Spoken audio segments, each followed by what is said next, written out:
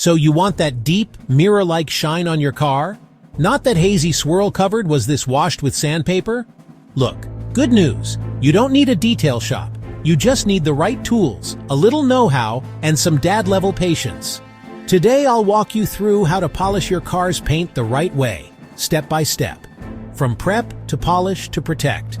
Let's do this. First up, you need a clean canvas. Grab your car wash shampoo, a microfiber wash mitt or sponge, and some clean water. Give your car a full wash, starting from the top and working your way down. Use 2 buckets if possible, one for soap, one for rinsing your mitt. Next, it's time to clay. Use a clay bar and some detail spray or soap mix as a lubricant.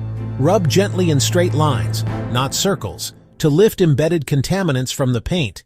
You'll feel the difference as it smooths out.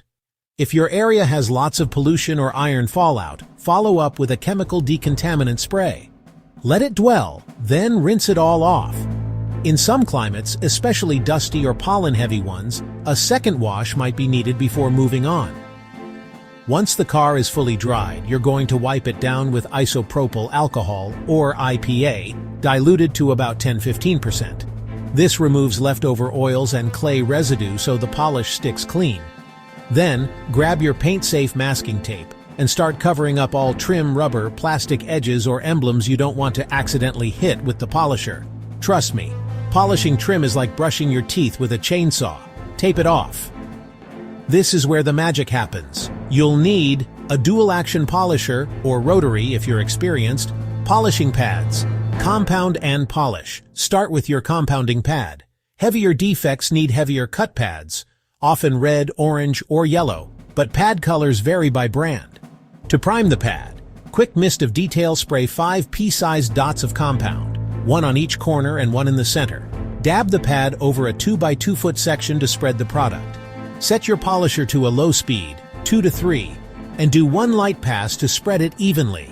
Then crank it to 5 or 6 and apply moderate pressure, about the weight of your forearm, and work the section in overlapping rows, side to side, then up and down. Once worked in, wipe with a clean microfiber towel. That's 1 pass. Depending on how bad your paint is, you may need more.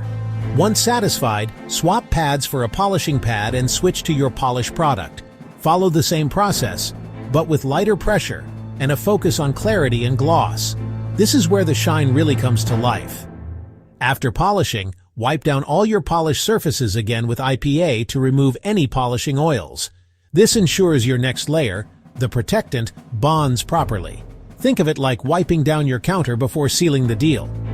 Now you protect that shine. You've got 3 main options. Option 1, ceramic coatings.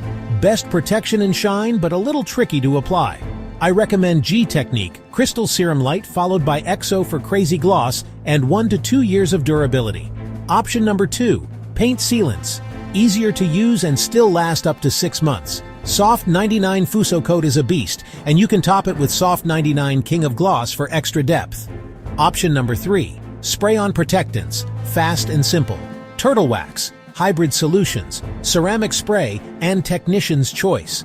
Tech 582 are easy favorites. Just remember, even ceramic coatings need love.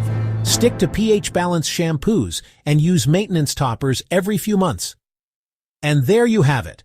A pro-level polish, done in your own garage. Save your money, learn a skill, and turn that faded paint into a head-turner.